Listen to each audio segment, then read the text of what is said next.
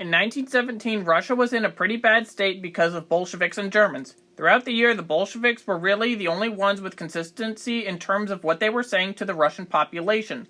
Lenin and his offer for peace, bread, and land, of which peace was the only real thing that he was offering, as there was no bread to give out, and of course he wasn't actually going to give land to the peasants.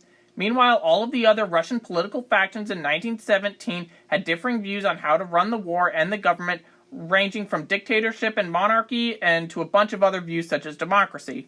In our timeline, the Bolsheviks signed an armistice with the Central Powers in December of 1917, and by this agreement, Russia de facto exited World War I, although fighting would briefly resume before the Treaty of Brest-Litovsk was signed on the 3rd of March 1918, and Russia made peace. This was received with very mixed feelings, as on the one hand, Russia was out of the war and peace was achieved.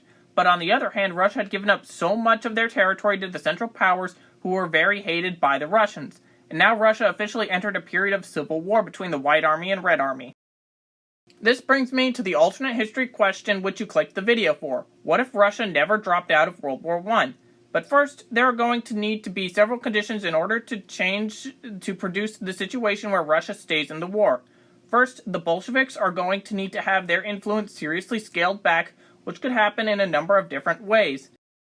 Scaling back Bolshevik influence would allow for the anti-Bolshevik right and left to formulate more coherent plans for the war, at least in theory, which could hypothetically play well into the Russian population's viewpoints. The second potential condition that I have to talk about is the Kornilov affair, where Russian General Lev Kornilov had sought to gain approval from anti-Bolshevik elements within the Russian government to use the army to forcibly put down strikes in Moscow in August of 1917, and claimed that they had lost Riga and that Petrograd would fall any day to the Germans.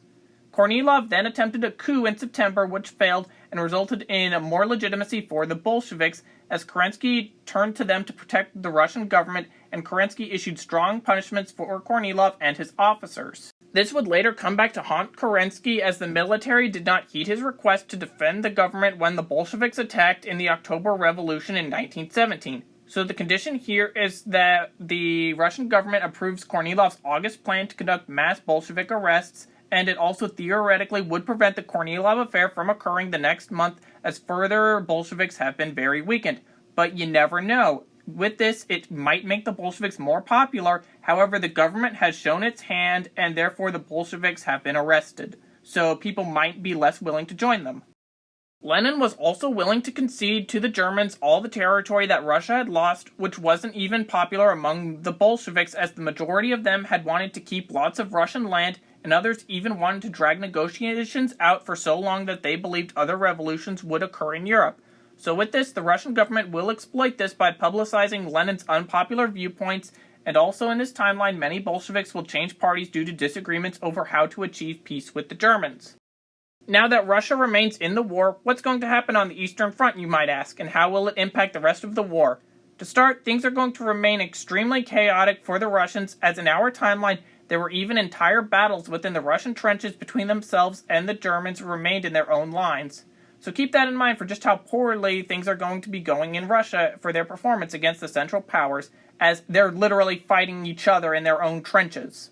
The Eastern Front in this alternate timeline will probably still result in an eventual Russian defeat, but for now Russia focuses on defense. It will become clear to the Germans that the Bolsheviks are not taking power and that the government is remaining in the war, either under its existing provisional government or if somehow the dictatorship option occurred to keep Russia in the war.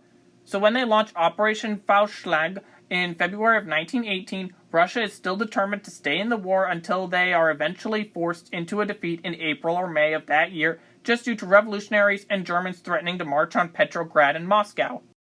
The Caucasus Front was pretty much the only front of World War I where the Russians weren't revolting against their officers or having revolutionary statements, as the Russians were doing pretty well against the Ottomans. But in the Caucasus around Baku and in occupied Persia, there were Bolsheviks, but many of the Russian Bolsheviks didn't even know what a Bolshevik was, even though that's what they claimed to be. They kind of just were whatever government they thought was right. So I'd say that in the Caucasus and Middle East, Russian troops remain in territories that they occupied in Persia and northeastern Turkey.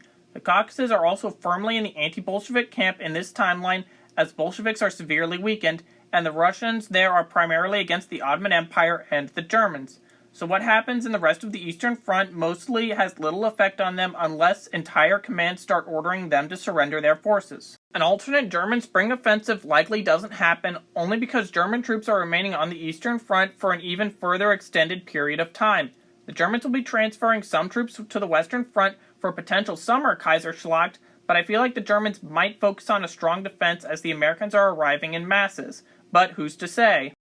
The major changes in this alternate World War I aftermath would see Russia losing even more territory to the Central Powers, which means that these regions will be even stronger separatist governments against the White and Red armies during the Russian Civil War. Also, the Western Front might last longer due to Germany putting their troops from the Eastern Front into strengthening defenses instead of into the Kaiserschlacht, which again might or might not happen. But Germany was starving at home, and therefore World War I might end on January 1st, 1919. The Russian Civil War will be starting in 1918, and the White Army has little assets in the region around the larger separatist regions. But also, neither do the Bolsheviks. The Caucasus are more firmly in the White Army, but the Bolsheviks still have influence in Persia from the Jengali movement. In 1919, the breakaway states like Ukraine, the Baltics, and Poland are in a stronger position to remain independent from the Soviets when they defeat the White Army. There is, of course, just a ton of indeterminate factors in Russia in 1917 and 1918, but that was just one possible scenario. What do you think would have happened had Russia not dropped out of the war? Write in the comments, and thank you for watching.